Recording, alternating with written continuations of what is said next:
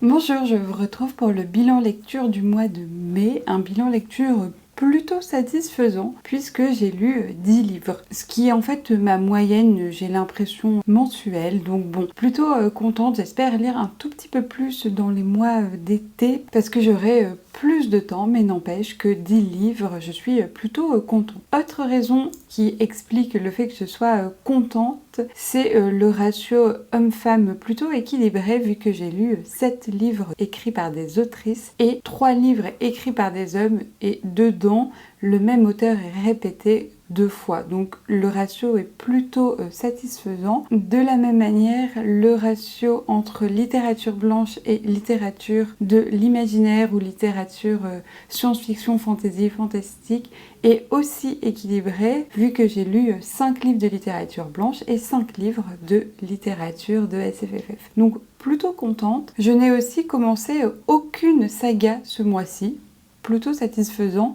J'en ai continué 3 et j'en ai terminé une. Les choses vont dans le bon sens. Encore une fois, ce bilan est plutôt positif. Commençons par la littérature et d'abord la littérature blanche. J'ai ouvert ce mois de mai avec un concept de vidéo que j'avais vraiment très envie de faire et de partager avec vous, à savoir un tour du monde littéraire. L'idée étant de lire des livres de zones géographiques particulières pour pouvoir en discuter et enrichir ma culture littéraire et décentrer notre regard du monde occidental et plus particulièrement de la littérature française. Donc j'avais commencé en lisant le monde arabe, donc cette zone qui couvre plusieurs continents et qui regroupe jusqu'à 22 pays en fonction des définitions et des critères que l'on choisit. Donc ces 3 livres, je les avais présentés en détail ici, je vais juste les résumer très brièvement. J'avais commencé avec Bel Abîme de Yamen Manaï, auteur tunisien que j'avais adoré. Vraiment, déjà le livre est magnifique, encore une fois. Et ici, on va suivre l'interview, l'explication d'un jeune homme qui a 15-16 ans, qui est condamné pour violence et tentative d'assassinat. Et on va essayer de comprendre son parcours. Les thèmes qui sont croisés dedans sont les violences. L'écologie a une part importante dans le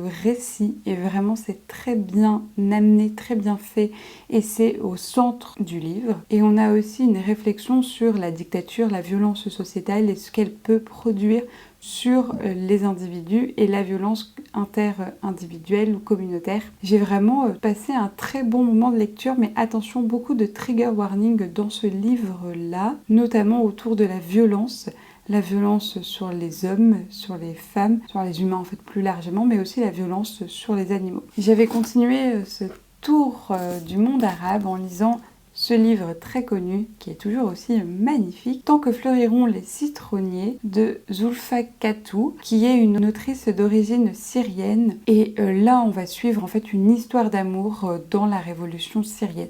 J'avais adoré l'idée que ça se passe dans cette Syrie révolutionnaire, avec tout le vocabulaire autour de la révolution qui est différent de la guerre civile, qui est différent de la révolte.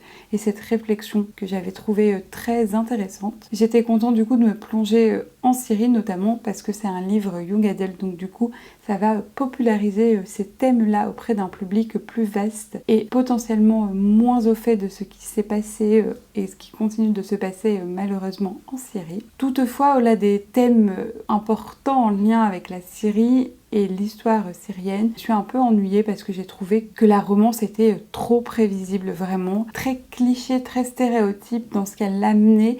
Et du coup, même si le livre était destiné à un public occidental et on pourrait imaginer un public peu au fait du parcours migratoire, du racisme, etc., j'ai trouvé que l'enchaînement des situations amenait à juste véhiculer les stéréotypes les plus communs, les plus classiques, certes qui existent statistiquement sur ces parcours migratoires et sur cette révolution syrienne. J'ai trouvé ça dommage du coup de conforter le lecteur-lectrice dans ces stéréotypes et pour ce qui est de la romance, j'étais peu convaincue par celle-ci. Donc voilà, c'était pas une franche réussite pour moi, mais encore une fois, je pense que je n'étais pas la cible. Et j'ai fini ce tour du monde arabe avec Le silence d'Isra Tetaf Roum, qui est une auteure d'origine d'origine palestinienne cette fois-ci. Et là pareil, on va suivre le parcours migratoire d'une jeune fille, Isra, qui part de Palestine pour suivre son mari qui a un mariage arrangé aux États-Unis.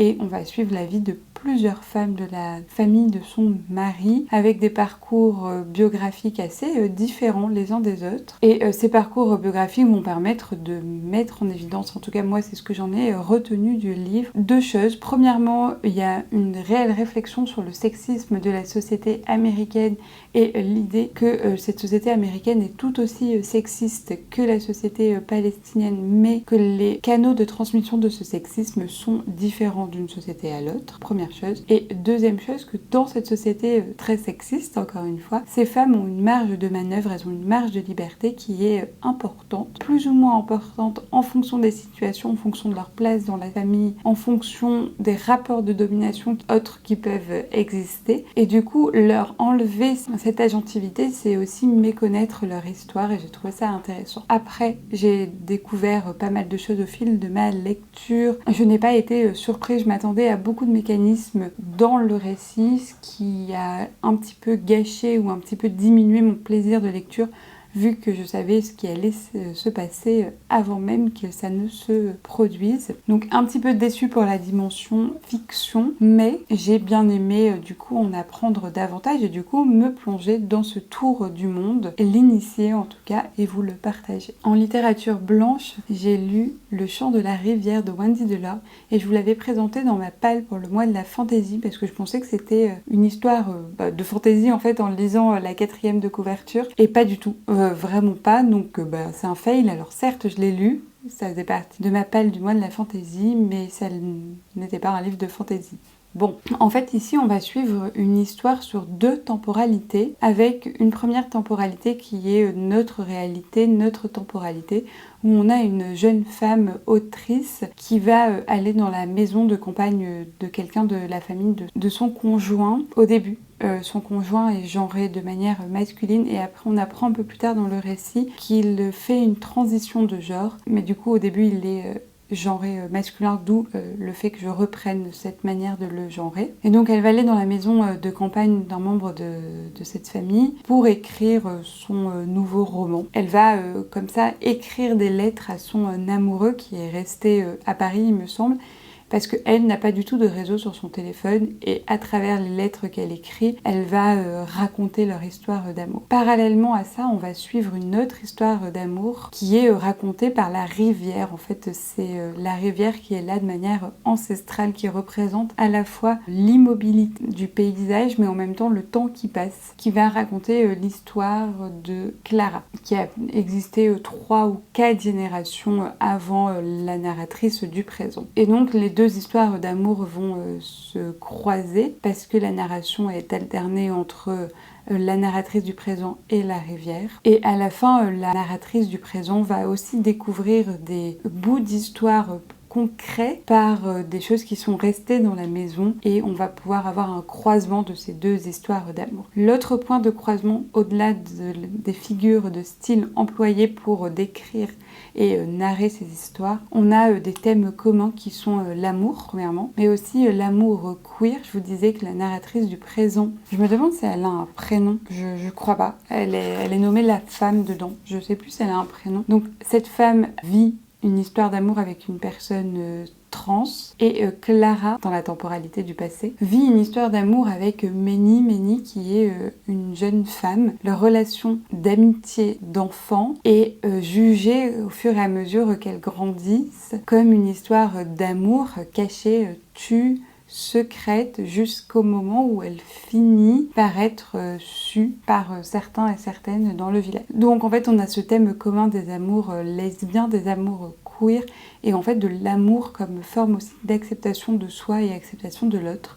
J'ai beaucoup aimé les thèmes abordés, j'ai beaucoup apprécié l'histoire de Clara qui était vraiment très jolie. J'ai adoré l'idée que la narratrice soit en partie cette rivière et que la rivière ait pris en fait une dimension non pas simplement de spectatrice dans leur histoire, mais que finalement elle ait joué un rôle en les abritant, en les protégeant, en leur donnant un lieu dans lequel elles pouvaient exprimer leur amour. J'ai trouvé ça très poétique en fait à la fois dans la manière de faire, de raconter, mais aussi dans ce que ça voulait voulait dire de la relation entre les humains et la nature, le paysage, là où ces humaines ont grandi. L'histoire de la femme m'a moins intéressée au début, je l'ai plus appréciée vers la fin. Et pour avoir un avis final, j'ai adoré la poésie du texte et de l'écriture de Wendy Delorme. Ça, c'est un point immuable de texte en texte de Wendy Delorme. Après, l'histoire m'a moins intéressée que ce qu'elle a pu raconter dans d'autres écrits, mais en notant quand même que les thèmes narrés sont des thèmes importants, des thèmes forts. Et le dernier livre que j'ai lu en littérature blanche, ou plutôt que j'ai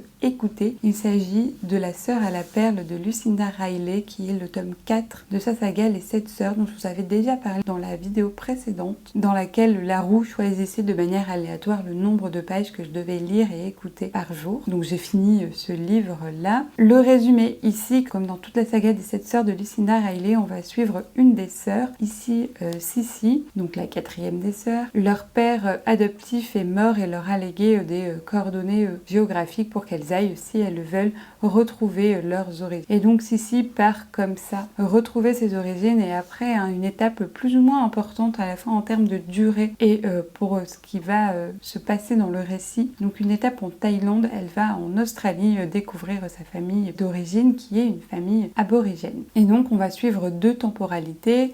La temporalité de Sissi dans le présent qui recherche activement sa famille et la temporalité de Kitty Catherine Mercer qui est une jeune écossaise, il me semble, qui a émigré en Australie au début du 19e siècle. Et donc ces 2 temporalités vont se croiser et on va en apprendre davantage du coup sur la culture australienne de l'époque, sur la société perlière australienne qui était en fait une des forces de leur économie, mais aussi en se rapprochant de plus en plus du présent, on va apprendre davantage de choses sur les relations entre les aborigènes et les colons, ou les descendants et descendantes des colons, sur le racisme du coup qui est inhérent à cette société australienne, mais également sur l'art aborigène, qui était quelque chose que je ne connaissais absolument pas. Dans ce livre, j'ai 3 points à mettre en évidence dans mon avis. Le premier, c'est les thèmes abordés qui étaient quand même intéressants. C'est des choses que je ne connaissais pas, notamment la culture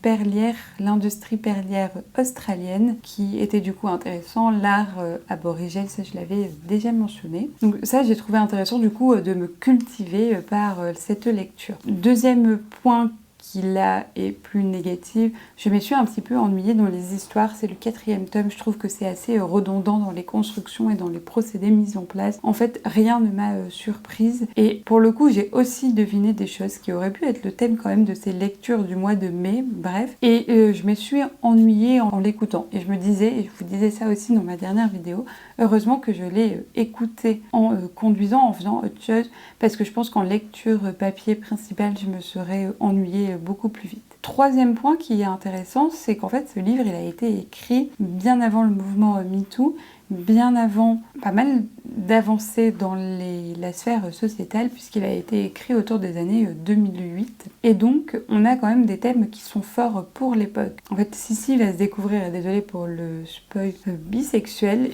Et à l'époque, c'était pas forcément mis en avant dans les récits, dans les fictions. Donc ça, voilà.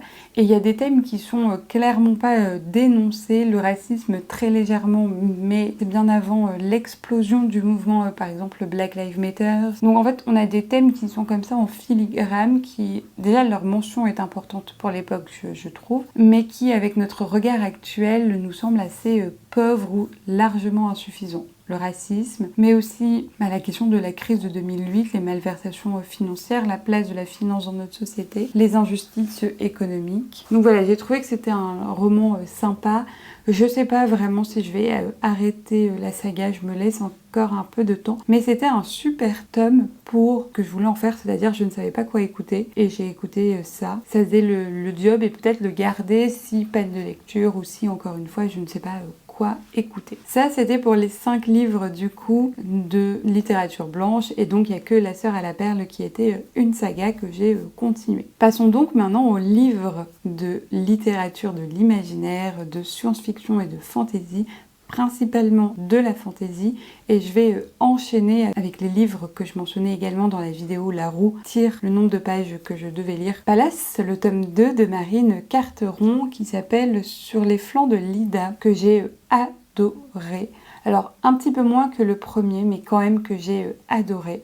Vraiment. Donc là, on est aux prémices de la guerre de Troie, on est au tout début, 45 années avant la guerre de Troie. Et en fait, dans le tome précédent, Athéna n'avait pas réussi à récupérer Pallas, sa sœur de lait, que Zeus a transformée en statue de bois. Et grâce au conseil de Prométhée, le géant, elle va placer ses pions pour mettre en œuvre une stratégie afin de récupérer à terme sa sœur de lait. Sa sœur de lait, qui est bloquée à Troie, Athéna ne peut pas y accéder à cause des murailles qu'a fait élever son père, donc Zeus. Et elle doit donc placer ses pions afin de faire chuter cette ville de Troie littéralement. Et donc on est aux prémices de cette guerre de Troie, je vous disais, on voit quelques personnages connus par-ci par-là, et des scènes que l'on connaît, notamment la pomme de la discorde, le fruit de la discorde, avec la mention à la plus belle des déesses que Paris se doit donner à la plus belle des déesses entre Héra, Aphrodite et Athéna. Donc voilà, j'ai adoré le cadre de l'histoire, cette période temporale que j'aime beaucoup,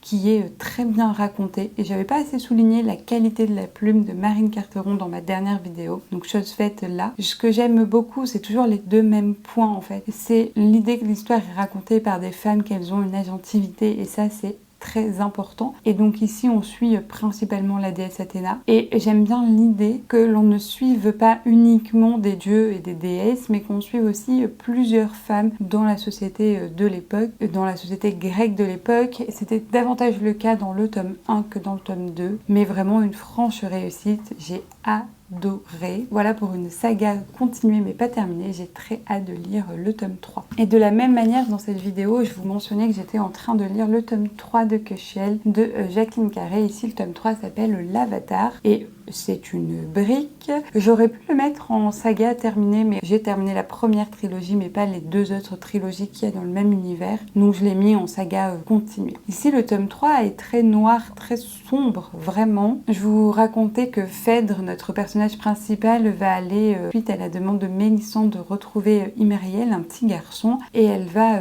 comme ça suivre des quêtes, et en même temps, elle doit trouver le nom du dieu pour aller libérer Hyacinthe qui est son meilleur ami, et qui s'est sacrifié pour elle et pour le royaume de Terre d'Ange en devenant le maître du détroit. Bref, ces deux quêtes qu'elle mène, je vais vous passer toutes les péripéties. Ici, on est dans de la fantaisie historique, c'est-à-dire que c'est très fortement inspiré de l'histoire européenne et du bassin méditerranéen, avec un petit peu de peuples d'Asie mineure. Et donc cette histoire va nous donner des noms de lieux, des personnages, des guerres en fait qui sont encore une fois fortement inspiré par l'histoire de cette jeune géographique à plusieurs époques différentes, mais on est quand même dans une inspiration de l'Antiquité, début du Moyen-Âge pour cette première trilogie. Je vous disais que je l'ai trouvé très sombre, il y a des scènes qui sont horribles de violence sexuelle, de violence tout court, il y a des trigger warnings à un bon moment dans l'histoire et faites attention quand vous le lisez. Pour ce qui est de mon avis final, moi j'ai été un petit peu déçue. En fait, j'ai trouvé que le tome 1 était tellement incroyable. Le tome 2, qui reprenait les mêmes arcanes pour raconter l'histoire, était intéressant, même si du coup, les similitudes avaient fait que j'avais deviné pas mal de choses dans l'histoire. Ce tome 3 ne reprend pas toutes les mêmes schémas narratifs, même s'il en reprend certains. Mais il y a moins de choses qui m'ont intéressée. J'ai trouvé qu'il y avait plus de facilité, notamment. Il y a plusieurs moments où Phèdre résout des choses qui sont quand même difficiles, où elle peut faire des choses qui sont difficiles. Exemple, apprendre une langue qu'elle n'a jamais entendue en quelques jours, du fait de son apprentissage qu'on avait suivi dans le tome 1. Certes, son apprentissage était excellent, était poussé à un extrême. On avait l'impression de facilité narrative dans l'histoire, surtout que ça se répétait plusieurs fois. Le thème quand même principal du livre, c'est l'amour maternel. L'amour maternel aussi pour le fils que Phèdre va finir par adopter, Imriel, qui résout pas mal de choses. Et en fait, ça, c'est pas du tout déconstruit, c'est pas du tout expliqué. Et j'ai trouvé pareil que ça arrivait un peu comme un cheveu sur la soupe. Donc j'étais très contente de le finir, j'étais très contente de retrouver Phèdre, mais j'ai trouvé que ce tome était moins bien quand même que les deux autres, ou en tout cas que ça m'intéressait un petit peu moins. Et ce côté aussi très noir, très sombre, et peut être difficile à lire. Je vais quand même continuer, je vous disais, les deux autres trilogies dans cet univers, pas tout de suite, mais vraiment ça reste une bonne trilogie dans son ensemble avec un tome 1 incroyable. Autre saga que j'ai continuer. Il s'agit de l'Assassin Royal de Robin Hobb, le tome 8 déjà. Et que dire à part que j'étais triste, vraiment, il se passe des choses tristes. 1, 2, 3, passez si vous voulez pas être spoilé. La mort du loup d'Œil de Nuit. Voilà, on s'y attendait, ça faisait plusieurs tomes passages où on pressentait ça, ben là c'est arrivé. Et la manière dont la relation entre Fitz et le fou évolue, parce que le fou devient cire dorée, la relation du coup entre le fou et le loup, mais surtout entre Œil de Nuit et Fitz était incroyable, et comment toutes ces combinaisons de relations permettaient d'en apprendre déjà davantage sur le vif, les partisans ou non du vif, les différentes manières de concevoir cette magie dans le pays, donc dans les 6 duchés, et comment on va sauver le prince. J'ai trouvé ça intéressant, notamment parce qu'il y avait plein de complots politiques autour du prince, autour de sa marguette, donc son animal de vif, et sur les différentes magies autour du vif qui expliquent les complots autour du prince. Je vous laisserai découvrir. Et maintenant, j'ai hâte de savoir ce qui va se passer pour Fitz, maintenant qu'il reste à Castelcerf. J'ai hâte de savoir ce qu'il va devenir de lui, notamment parce qu'il n'a plus son loup. Bref, vraiment, l'Assassin Royal, j'adore. Et chaque tome est excellent. Et j'y retourne chaque mois avec grand plaisir. Donc une autre saga continuée. Et on arrive aux 2 derniers livres de littérature blanche. Ce sont 2 suites de sagas. Donc il s'agit de la saga Wayward Pines. Ici, le tome 2 et le tome 3 de Blake Crouch. Donc le tome 2 qui s'appelle Rébellion. Et le tome 3 que je trouve très moche, qui s'appelle Destruction. On va garder le tome 2 qui est vraiment plus joli. Donc là, pour rappel, le tome 1, on suivait en fait un agent qui s'appelle Ethan Burke, agent de service secret, qui va enquêter sur la disparition de 2 agents, notamment la disparition de l'agent Kate, dans une petite ville donc de Wayward Pines. Et ils se rencontrent, passer un moment, enfin, je vous passe toutes les péripéties, qui ne peut pas sortir de cette ville-là, et il apprend à la fin du livre pourquoi. Parce qu'ils sont 2000 ans plus tard et que la civilisation humaine s'est effondrée, et que derrière il n'y a que ce qu'on appelle les aberrations, les habits, ces genres de mutants pseudo-humains qui sont nuisibles pour l'espèce humaine.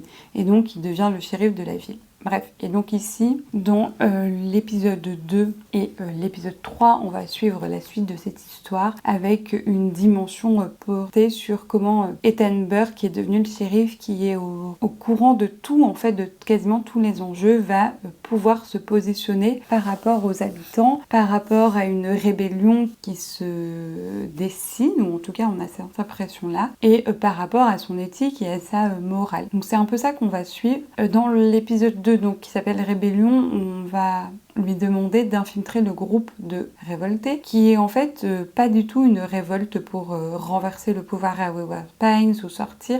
En fait, juste un groupe de gens qui ont compris qu'ils étaient surveillés H24 et qu'ils en avaient marre, et du coup se retrouvent de manière clandestine et pour pouvoir parler librement et échanger librement. Donc on a le thème de la liberté qui est très important, mais du coup j'ai été déçue parce que moi je m'attendais à ce qu'il y ait au moins des gens qui se rebellent, qui veulent sortir de cette enceinte et ou prendre le pouvoir, et en fait pas du tout. Donc j'ai trouvé que les enjeux étaient peu intéressant. Et dans le tome 3 Destruction, on a toujours Ethan Burke qui est au courant de tout et qui doit faire face avec sa morale, à ses contradictions, etc. et qui finit par cracher le morceau aux habitants. Et du coup, le monsieur dont j'ai oublié le nom qui a créé Wayward Pines, ce milliardaire complètement fou, décide du coup d'enlever la clôture et de laisser pénétrer les habits dans cet univers et de détruire les humains. Il me semble au final un quart de la population qui survit, donc 3/4 qui meurent, sachant que c'est les derniers survivants humains. Donc le mec est complètement fou, et à partir de là on va recréer une ville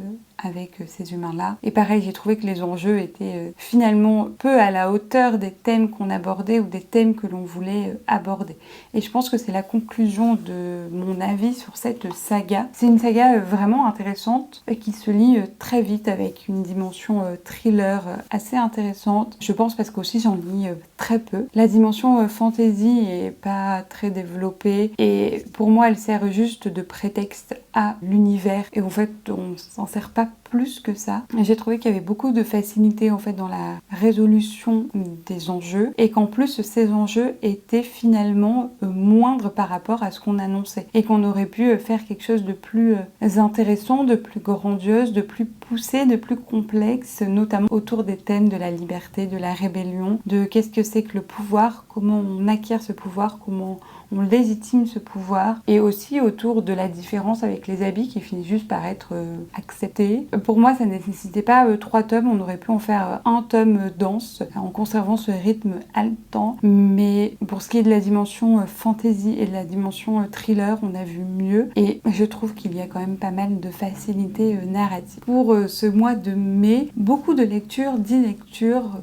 peu de lectures incroyables. Merci Palace de Marine Carteron et merci L'Assassin Royal de Robin Hobb pour avoir un peu rehaussé le niveau. Mais malgré tout, des bonnes lectures, c'était sympa. J'ai fait pas mal de découvertes. Ça, c'était intéressant vu que c'est quelque chose que j'aimerais faire davantage. Et donc, je me souhaite au mois de juin d'avoir un petit peu plus de coups de cœur, d'incroyables lectures, d'être plus passionnée par ce que je lis. Et je vous souhaite à vous également de faire de très bonnes lectures et je vous remercie d'avoir regardé cette vidéo et de me soutenir. Et je vous dis à la semaine prochaine pour une nouvelle vidéo. Au revoir!